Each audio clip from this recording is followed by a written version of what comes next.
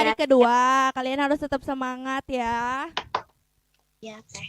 Teteh mau tes suaranya dulu. Mau kemana kita? Siap, Bisa bahagia. Bahagia. Mau ngapain? Siap, Senang. Belum semuanya ah. senang. Teteh ulang ya. Mau kemana kita? Siap.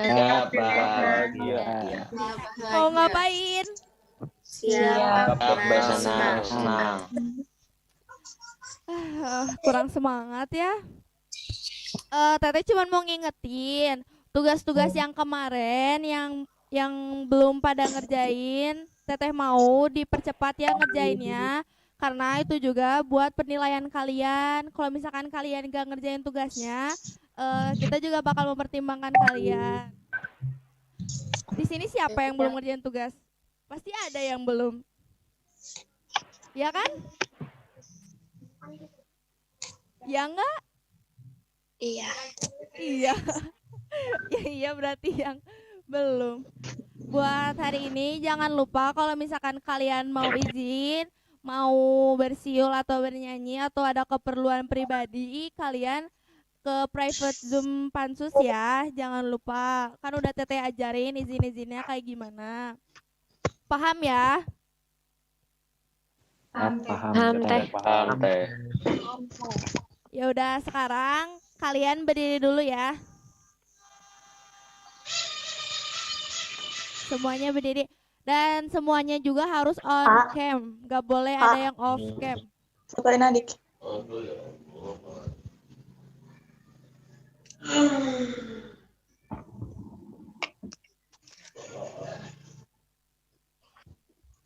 Kameranya dibawa aja sambil berdiri.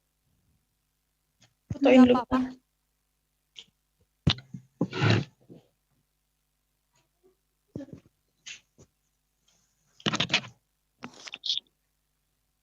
Yang berdiri, kalau headsetnya masih nyolok, buka aja. Biar kedengaran suara akang tetehnya.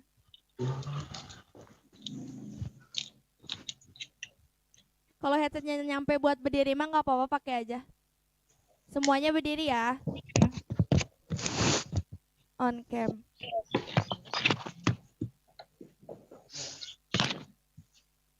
Harus kelihatan wajahnya ya, HP-nya bawa aja. Kayak gini bawa aja gitu sambil berdiri. Jadi biar kelihatan badannya, jangan kelihatan roknya doang.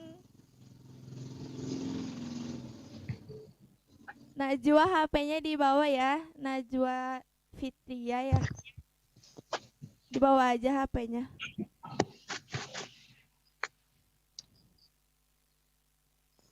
Udah pada siap?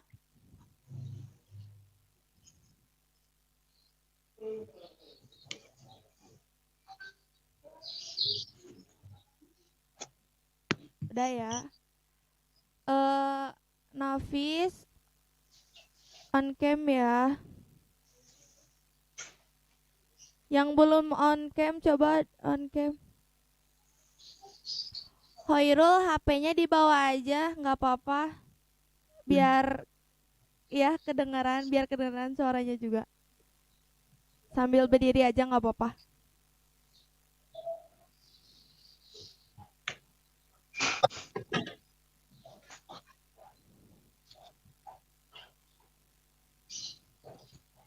Yuk rapihin yuk.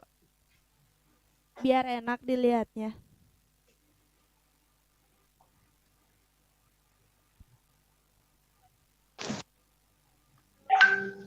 Udah ya. Teteh ngomong kedengeran kan?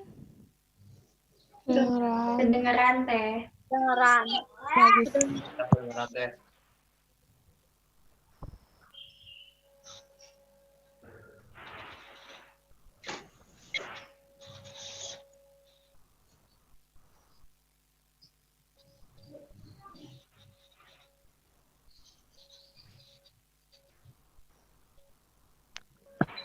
Mohon perhatian.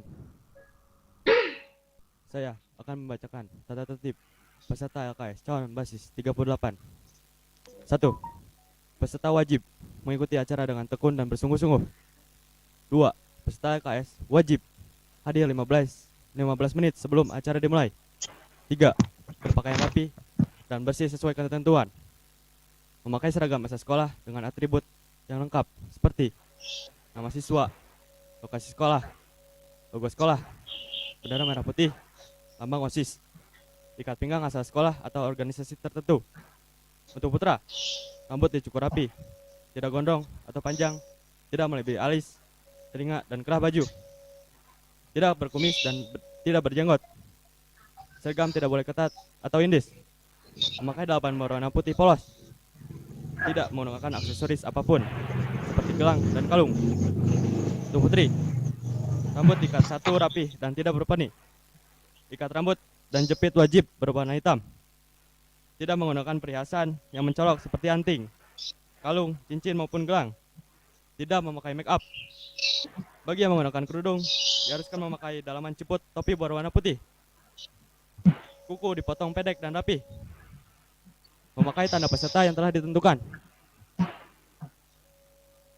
Mengisi dan menandatangani daftar hadir. Bertanggung jawab atas segala perilaku baik individu atau kelompok.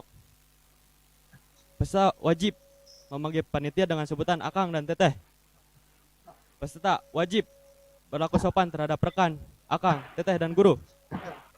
Bila berhalangan hadir, wajib peserta konfirmasi berupa surat dari orang tua dan puskesmas atau dokter. Peserta dilarang menggunakan benda-benda terlarang. Peserta wajib menjaga kerapian ruangan yang digunakan untuk mengikuti acara. Setiap pelanggaran akan dikenakan sanksi yang telah disepakati bersama. Hal-hal mengenai teknis acara dilampirkan melalui dokumen yang telah dibagikan. Hal-hal yang belum diatur akan disemakin kemudian.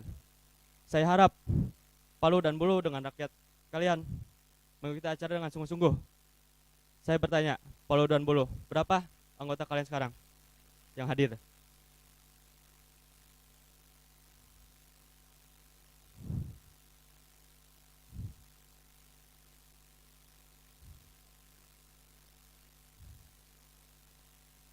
Saya bertanya kepada Palu dan Bulu.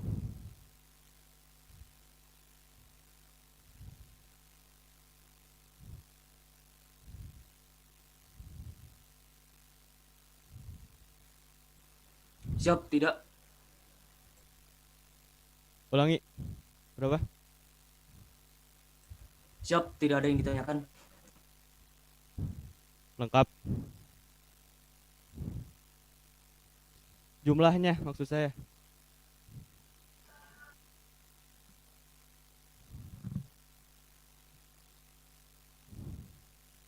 Palu, berapa anggota semua yang hadir hari ini?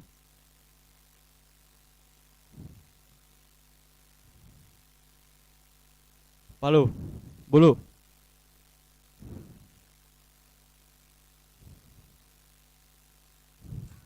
Siap.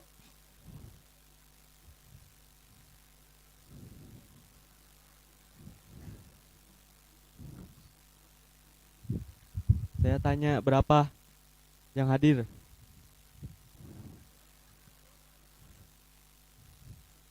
Siap, Kang, izin menjawab. Yang izin 2 orang. Jumlah total berapa yang hadir? Tidak dihitung dengan yang tidak izin. Siap, 69. Baik, saya harap Palu dan Bulu mengerti dengan acara ini. Kalian mesti bersungguh-sungguh. Saya ingatkan kembali bahwa kontrak hukum telah disetujui oleh kalian dan rakyat-rakyat kalian. Harus lebih sungguh-sungguh dari yang kemarin. Saya minta jaga kepercayaan akang dan tetehnya. Terima kasih.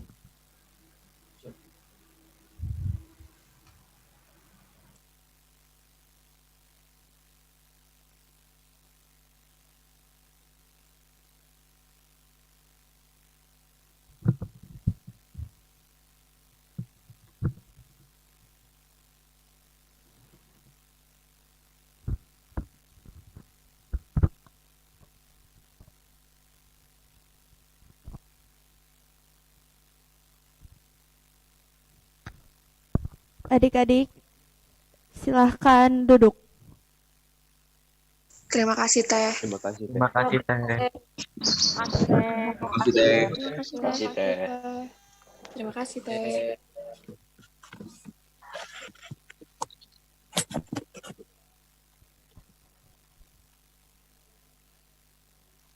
Teteh mau lihat bulu dong.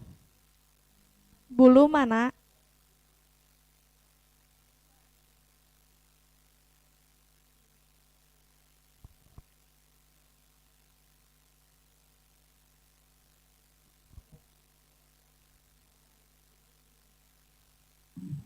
Siap ya Teh.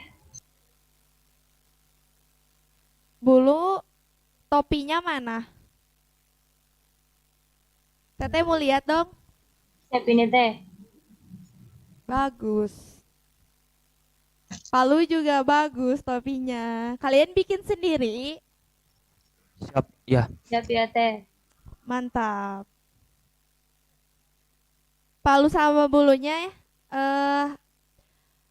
lebih berbaur ya sama rakyatnya. Jangan sendiri-sendiri karena kalian itu pemimpin ya. Jadi harus membimbing rakyatnya, membantu rakyatnya juga ya. Oke, siap? Siap, Siap ya. ya Teh.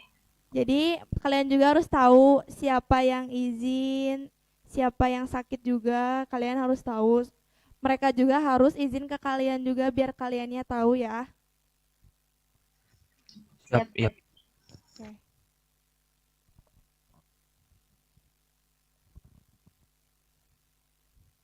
Sekarang Teteh bakal bacain CV materinya. Nama lengkap Wawan Widiawan, SPD. Nama panggilan Wawan. Tempat tanggal lahir Ngawi 9 Mei 1980. Alamat Perumnas Cijerah 2, Blok 10, nomor 81, Melong, Cimahi Selatan. Nomor telepon 081 23 50 24 520. Hobi komputer dan kuliner. Moto hidup berguna untuk semesta, bermanfaat bagi umat. Riwayat hidup SD Negeri 3 Mantingan Ngawi Jawa Timur, SMP Negeri 5 Seragen Jawa Tengah, SMA Negeri 1 Seragen Jawa Tengah, Perguruan Tinggi Universitas Islam Darul Ulum Lamongan. Email wawanwidiawawan@gmail.com. Akun sosial media Instagram @wawanw. Kepada Pak Wawan dipersilahkan.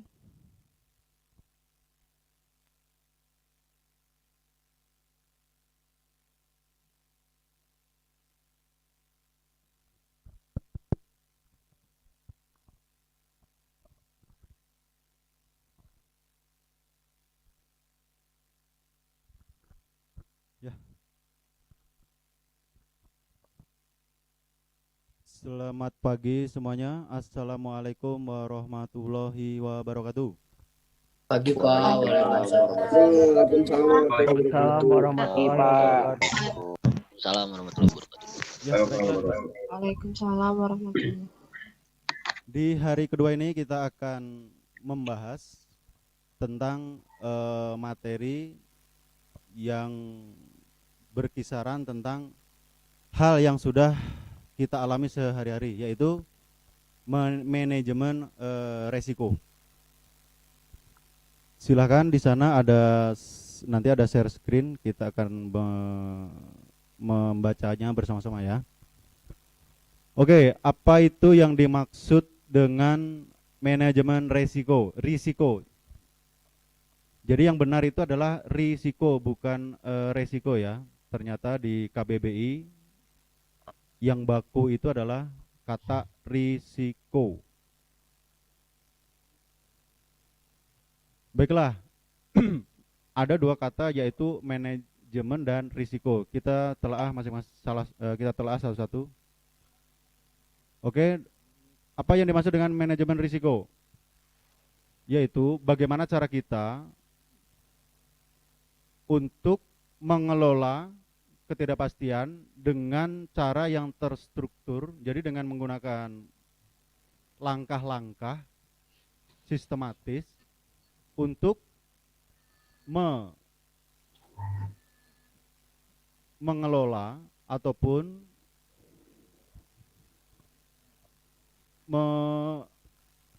mengantisipasi sebuah ancaman ataupun hal yang tidak pasti dengan memberdayakan sumber daya yang ada. Seperti itu ya.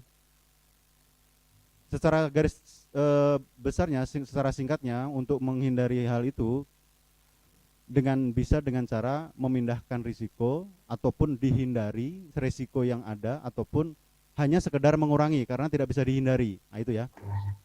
Itu strateginya untuk meminimalisir atau menghilangkan ataupun mengulangi risiko. Jadi risiko itu ada beberapa kategori. Apa yang dimaksud dengan manajemen? Manajemen itu adalah bagaimana cara kita mengelola, bagaimana cara kita mengatur dengan sistematis. Itu namanya manajemen. Nah, ada namanya manajemen perusahaan, manajemen kalbu dan sebagainya. Nah, manajemen itu adalah pengelolaan ataupun pengaturan. Terus strategi. Strategi itu apa? Strategi itu adalah bagaimana kita mensiasati sesuatu yang tidak bisa kita hindari atau sesuatu yang harus kita alami. Kita bisa siasati dengan membuat suatu trik ataupun bisa dengan cara menggunakan sebuah taktik tertentu. Sehingga jika strategi kita itu berhasil, maka risiko itu bisa kita tangani dengan mudah. Oke, selanjutnya. Untuk apa kita melakukan manajemen risiko? Setiap hari kita tidak luput dari risiko. Seperti sekarang kita menggunakan media online untuk belajar, itu ada risikonya. Anda mengerjakan ataupun melaksanakan kegiatan hari ini, beraktivitas hari ini, itu pun setiap detiknya ada risikonya. Oke, masih mengikuti? Siapa masih? Masih, Pak. Masih, Pak. Oke, terima kasih. Ya, Mas. Sambil silakan dicatat ya, supaya selain mengingat, mencatat itu salah satu cara mempertebal ingatan kita. Jadi kalau selain mendengar, dengan mencatat kita akan mempercepat ingatan ataupun menambah ingatan supaya lebih kuat. Jadi kalau hanya mendengar itu akan bisa dengan cepat hilang. Tetapi kalau dengan mencatat, maka ingatan kita akan lebih kuat. Baiklah. Jadi tujuan manajemen risiko itu adalah salah satunya mengurangi risiko yang mungkin akan muncul sesuai bidang yang dipilihnya. Misalkan bidang apa? Misalkan nanti kalaupun kita Anda semuanya masuk ke bidang ketentaraan, kepolisian dan sebagainya, tentu saja risikonya akan berbeda. Bidang kesehatan, bidang kependidikan, di bidang keamanan, risikonya akan tentu berbeda. Jadi kata intinya adalah mengurangi risiko. Itu adalah tujuan pertama dari manajemen risiko. Kita manage, kita atur. Yang kedua, dapat diterima oleh masyarakat. Jadi risiko di sini walaupun tidak bisa dihindari, tetapi masih tetap bisa diterima hasil atau dampak dari risiko yang sudah kita manage tadi ya. Contohnya, jadi risiko yang terkecil, misalkan tidak bisa dihindari, tetapi oleh masyarakat itu masih bisa dimaklumi. Nah, contohnya misalkan kita akan lewat ke suatu gang dan gangnya itu resikonya harus memindahkan beberapa barang dari gang itu karena ada misalkan pejabat yang lewat. Tetapi hal itu bisa dimaklumi oleh masyarakat. Nah, itu adalah salah satu resiko yang minimal, resiko yang terkecil. Contohnya seperti itu. Terus selanjutnya di sisi lain pelaksanaan manajemen risiko itu melibatkan segala cara yang tersedia bagi manusia ataupun organisasi. Jadi ruang lingkup kita semuanya di sini adalah keorganisasian, yaitu OSIS. Nah, jadi di dalam sebuah organisasi manajemen risiko di sini penting untuk diketahui untuk nanti melaksanakan tujuan-tujuan yang akan dilaksanakan organisasi OSIS yang kita ada di dalamnya ini. Oke, selanjutnya untuk risiko sendiri pengertiannya adalah ada beberapa tokoh yang sudah dikenal secara umum. Yang pertama, risiko menurut Arthur dan Richard MH, risiko adalah suatu variasi dari hasil-hasil yang dapat terjadi selama periode tertentu. Variasi itu tentu saja memunculkan beberapa bentuk, beberapa macam hal yang bisa terjadi. Jadi resiko itu bukan hanya satu, tetapi bisa menjadi 2 atau 3 atau 4. Misalkan risiko Anda bersekolah di SMA 15. Itu tentu saja berbeda dengan risiko Anda kalau bersekolah di SMA 2 ataupun 3. Jadi menghasilkan hal yang bervariasi. Nah, itu ya. Risikonya akan bervariasi. Beda orang juga, risikonya akan berbeda juga. Misalkan seorang pemimpin dan seorang anak buah, itu risikonya akan berbeda, bervariasi. Yang selanjutnya, risiko berdasarkan pengertian dari Soekarto adalah ketidakpastian atas terjadinya suatu peristiwa. Itu jadi setiap peristiwa yang terjadi akan membawa sebuah dampak atau efek yang bernama risiko. Dan risiko itu harus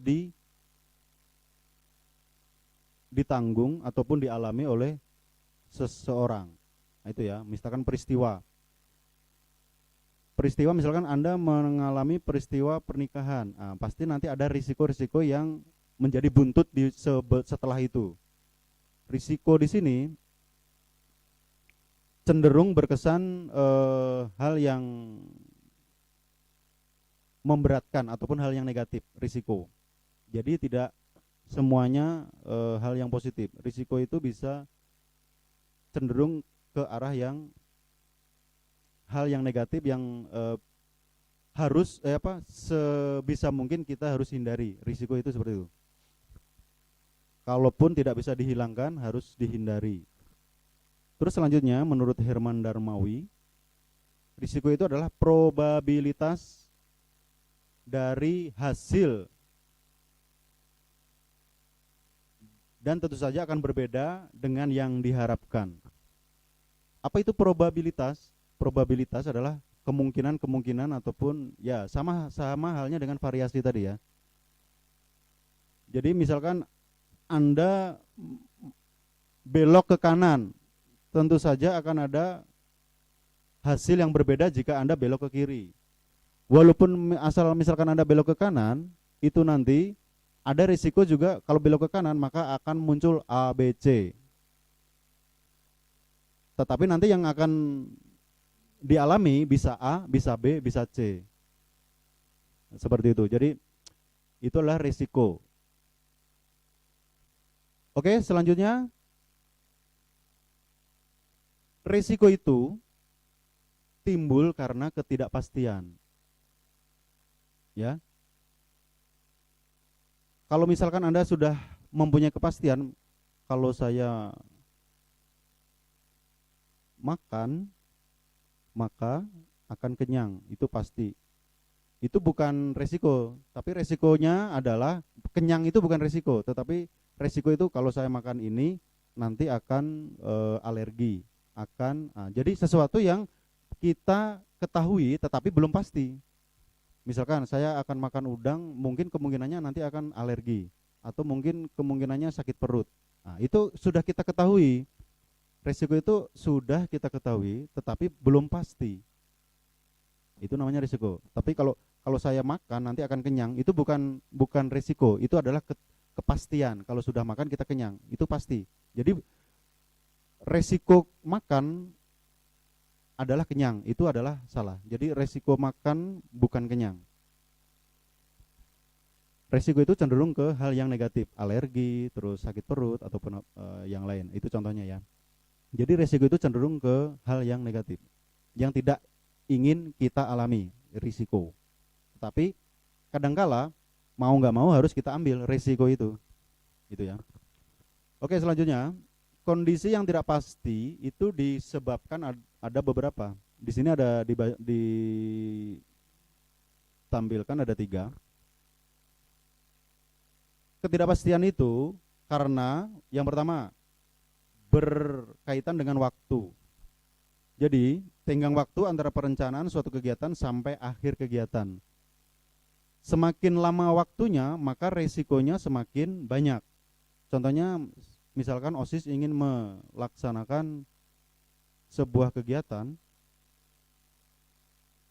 untuk mencapai hari H, itu tenggang waktunya semakin lama, maka resiko yang akan muncul akan semakin banyak. Itu jadi waktu akan berdampak pada resiko yang timbul, variasi resiko yang akan timbul. Kalau misalkan besok dadakan, jadi rencana dadakan besok langsung kita tur, maka resikonya ya paling di jalan, tidak waktu perencanaan resiko itu. Jadi yang dimaksud di sini adalah perencanaan akan berdampak pada waktu yang tersedia. Kita merencanakan setahun ke depan, maka nanti resiko-resiko yang akan muncul di 1 tahun ke depan itu akan lebih banyak. Tetapi kalau kita merencanakan untuk besok dadakan misalkan, resikonya lebih sedikit. Paling pas kegiatannya itu ada resiko yang lain lagi. Itu ya, berkaitan dengan waktu. Yang selanjutnya, keterbatasan informasi. Semakin sedikit informasi yang kita peroleh untuk melaksanakan sebuah kegiatan, contohnya OSIS ingin membuat pensi, informasinya nggak tahu apa-apa, resikonya lebih banyak. Maka dari itu, informasi itu bisa banyaknya informasi, semakin banyak informasi itu akan semakin mengurangi risiko yang akan timbul. Jadi kesimpulannya, informasi adalah hal yang bisa mengurangi risiko yang akan muncul. Oke, jadi ada waktu, yang kedua adalah informasi. Semakin banyak kita mengumpulkan informasi, maka semakin sedikit risiko yang akan muncul. Selanjutnya, keterbatasan pengetahuan, kemampuan ataupun teknik pengambilan keputusan. Nah, ini juga jadi pengetahuan, ilmu dan skill, kemampuan dan cara atau teknik itu menentukan seseorang mengambil keputusan. Pengetahuan, kemampuan dan teknik itu bisa kita peroleh dari pengalaman. Oke, jadi 3 hal tadi, pengetahuan, kemampuan dan teknik, terkumpul dalam sebuah pengalaman akan mengurangi risiko yang akan timbul. Setuju? Ya, jadi pengalaman Anda berorganisasi itu akan menjadi sebuah pengetahuan, menjadi sebuah kemampuan, dan menjadi sebuah teknik yang bisa Anda gunakan ke depannya jika Anda berkegiatan di organisasi yang lebih besar. Misalkan organisasi kemahasiswaan, selanjutnya nanti organisasi kemasyarakatan, terus misalkan menjadi anggota DPR. Nah, itu ya. Teknik-teknik yang Anda pernah alami itu akan memperkaya pengalaman Anda, sehingga suatu saat jika hal tersebut Anda alami lagi, karena Anda sudah mengalami menjadi pengalaman, maka dengan mudah Anda bisa mengambil keputusan yang tepat. Nah, pengambilan keputusan itu bisa tepat, bisa tidak. Tidak tepat itu karena pengetahuan, kemampuan dan tekniknya kurang. Oke, jadi pengalaman adalah nomor 3 yang bisa menimbulkan risiko karena ketidakpastian. Oke, jadi risiko yang timbul itu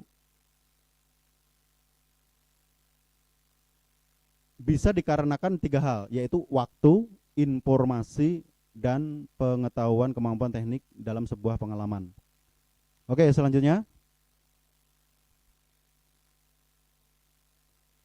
Ketidakpastian.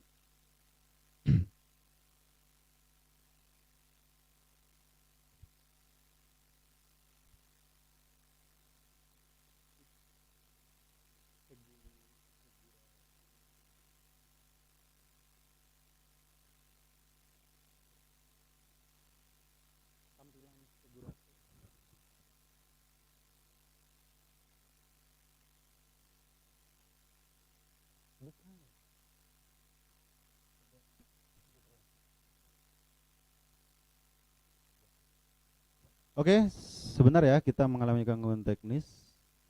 Baiklah, ada yang bisa menyebutkan apa itu yang dimaksud dengan pengalaman? Langsung berbicara.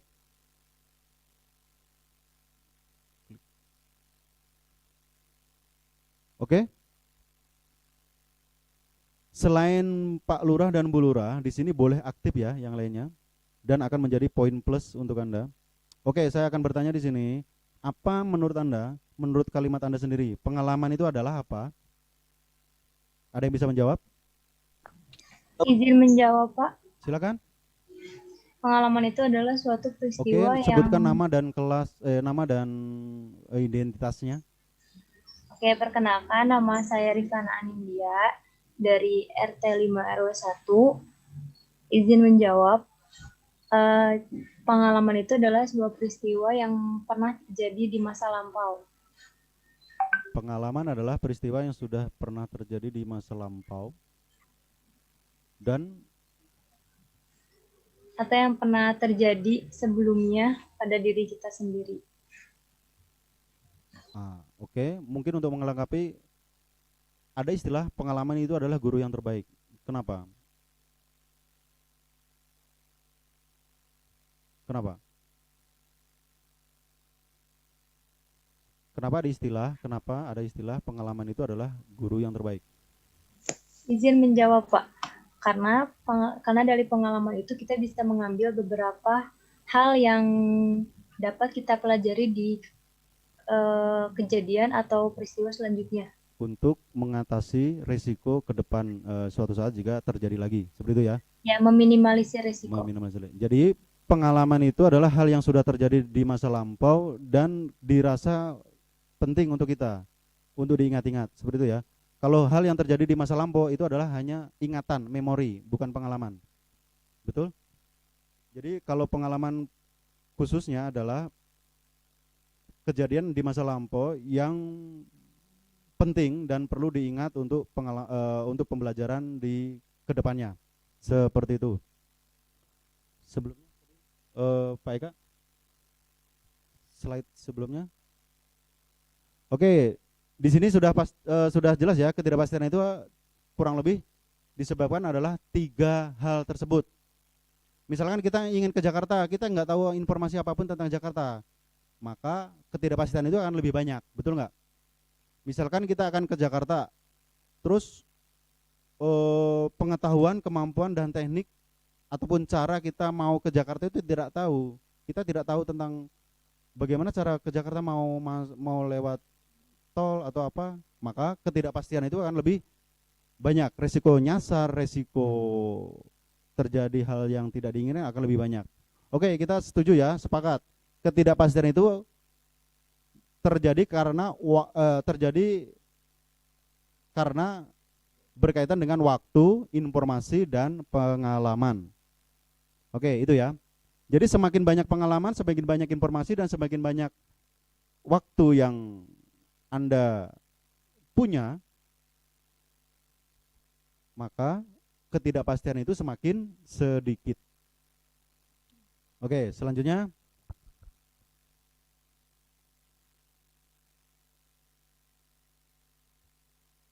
Oke, diklasifikasikan.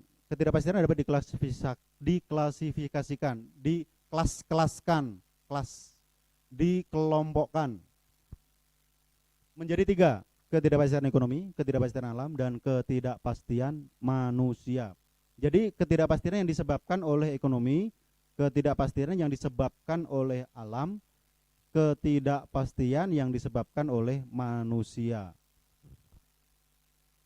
Ya baiklah, apa yang dimaksud dengan ketidakpastian ekonomi? Adalah kejadian yang timbul akibat perilaku dari pelaku ekonomi. Jadi ada perubahan perilaku dari konsumen, bisa juga karena perubahan teknologi atau cara kerja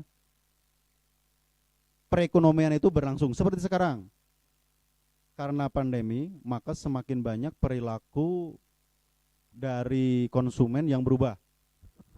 Yang tadinya hanya dengan langkah yang ringan ke pasar ataupun hanya beli beli gorengan atau apa, tapi sekarang ada banyak, walaupun hanya beli gorengan, dia tinggal nge-WA, misalkan nitip ataupun malah nanti ada layanan khusus dari penjualnya untuk dikirim ke rumah, walaupun ada biaya tambahan, tidak mengapa.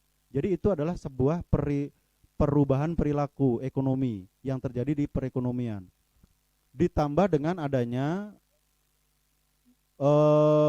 perubahan teknologi ataupun pemutakhiran teknologi. Minimal menggunakan WA kita sudah bisa berinteraksi, jual beli, dan menjadi pelaku ekonomi. Itu ya. Terus lebih jauhnya kita bisa menggunakan online shop. Nah, itu ya. Jadi kita tidak terbayang dahulu itu toko online itu kayak seperti apa. Tetapi sekarang kita sudah banyak banyak yang dipaksa untuk mengenal, bahkan mengalami sendiri bertransaksi menggunakan toko online. Yang belum pernah bertransaksi atau beli di toko online, silakan. Anda harus punya pengalaman tersebut. Karena apa? Kedepannya Anda akan banyak berinteraksi secara online. Silakan. Yang belum pernah punya pengalaman, bagaimana sih beli atau belanja online, tidak ada salahnya Anda belanja online. Tetapi untuk pemula, usahakan pembelanjaan online itu yang COD, cash on delivery. Jadi bukan transfer dulu ya. Kalau transfer itu resikonya akan ada juga. Tetapi kalau cash on delivery itu barang dulu sampai, setelah itu akan kita bayar. Itu tidak ada risiko. Jadi kalau barang tidak sampai, kita belum bayar apapun. Jadi silakan. Tidak ada salahnya Anda mempunyai pengalaman tersebut, belanja secara online. Oke, selanjutnya ketidakpastian alam. Alam yang kita ada di dalamnya itu punya ketidakpastian, ada random, ada sistem random atau tidak pasti. Yang tadinya pagi-pagi cerah, siang bisa hujan, siang bisa gempa, bisa banjir, bisa badai, dan seterusnya. Itu karena memang alam di settingnya tidak pasti. Ataupun karena memang sekarang sudah ada perubahan karena kerusakan alam itu sendiri. Jadi semakin banyak ketidakpastian alam yang akan terjadi. Besok kering, sekarang banjir, bisa. Sekarang banjir, besok kering, bisa. Gempa bisa terjadi sehari atau besok tanpa ada gejala dan sebagainya. Itu ketidakpastian alam akan menambah risiko yang terjadi dalam sebuah kegiatan yang kita alami. Jadi masukkan unsur ketidakpastian alam, misalkan minimal hujan atau apa jika kita membuat suatu kegiatan, misalkan pensi, besok hujan tidak dan sebagainya. Walaupun kemarau, tidak ada salahnya kita sedia payung sebelum hujan, betul tidak? Jadi kita membuat tenda dan sebagainya. Enggak, besok enggak hujan, enggak usah pakai tenda. Dan ternyata besok hujan, apa yang terjadi? Kegiatan itu bisa dipastikan akan tercerai-berai, dipastikan tidak akan berjalan dengan normal. Itu ya. Jadi istilah sedia payung sebelum hujan itu lebih baik daripada tidak ada payung sama sekali. Oke, selanjutnya ketidakpastian manusia. Manusia sendiri punya ketidakpastian. Besok baik, sekarang baik, besok bisa jahat. Sekarang tidak tidak tidak menampakkan apapun, besok bisa menjadi seseorang yang berbeda. Terus misalkan orangnya malas, itu menjadi ketidakpastian. Orangnya tidak tepat waktu, nah, itu ketidakpastian yang tersendiri. Jadi sebagai seorang pemimpin yang akan melakukan sebuah kegiatan, kita harus tahu bagaimana karakter anggota-anggota kita, sehingga ketidakpastian yang dilakukan oleh manusia itu bisa diminimalisir.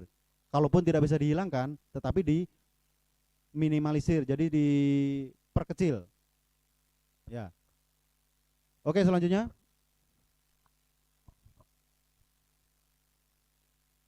Oke, berapa menit lagi dari panitia? 1 menit lagi ya. Mungkin nanti kita akan share secara seluruhnya ini slide yang kita bahas ini di link di chat ya, silakan nanti di download. Resiko selanjutnya masih ada 2, resiko murni dan resiko spekulatif. Oh, ini bukan macam-macam resiko menurut sifatnya. Kalau yang tadi apa? Slide sebelumnya. Ketidakpastian itu diklasifikasikan dalam beberapa hal. Ada 3. Oke, slide selanjutnya. Ada 3 ya. Terus sekarang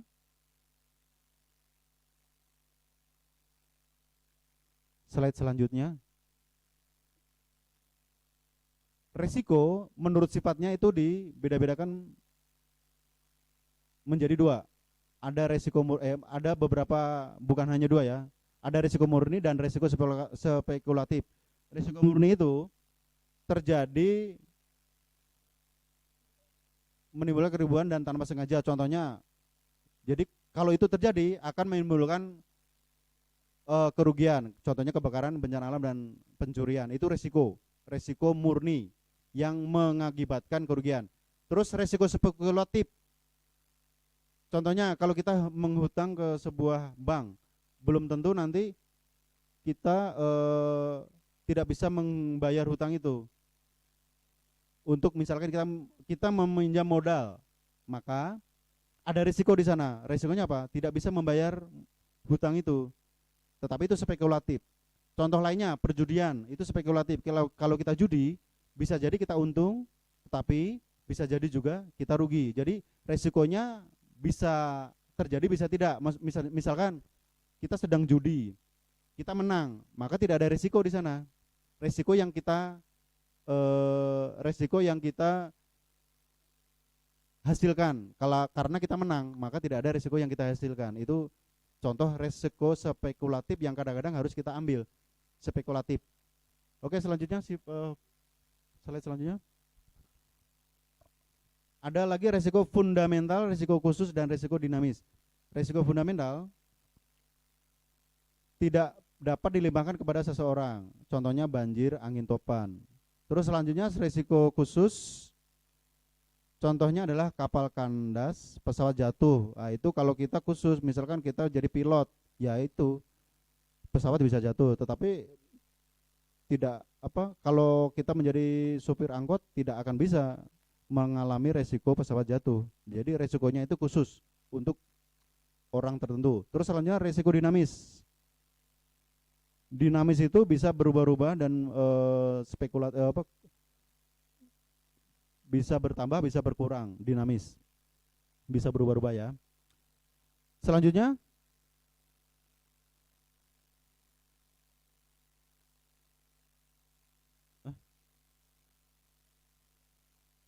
ternyata resiko itu ada 2, bisa dialihkan dan ada yang tidak bisa dialihkan. Contohnya resiko yang bisa dialihkan adalah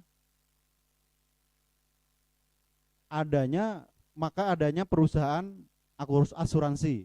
Perusahaan asuransi itu salah satu fungsinya adalah mengambil resiko yang bisa dialami oleh sebuah perusahaan. Misalkan ada asuransi kebakaran.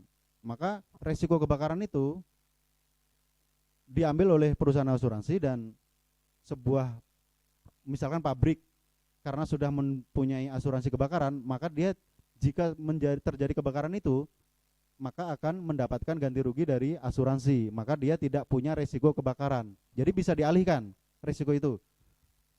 Terus ada juga resiko yang tidak bisa dialihkan. Contohnya yang tadi, kalau kita judi tidak bisa dialihkan, kalau kita rugi ya rugi saja. Oke, selanjutnya.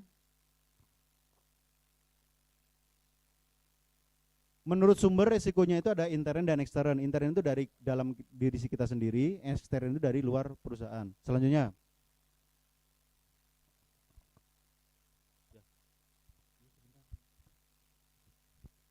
Oke, saya minta 1 menit lagi ya. Manajemen resiko itu mencakup kegiatan merencanakan, mengorganisasi, menyusun, dan mengawasi, mengevaluasi program penanggulangan resiko. Ya baiklah, itu saja, mungkin waktunya sudah habis walaupun belum selesai ya kita membahas risiko. Saya harap para peserta materi ini mempunyai catatan ya, karena memang saya rasa perlu bagaimana kita mengatur risiko ini, dan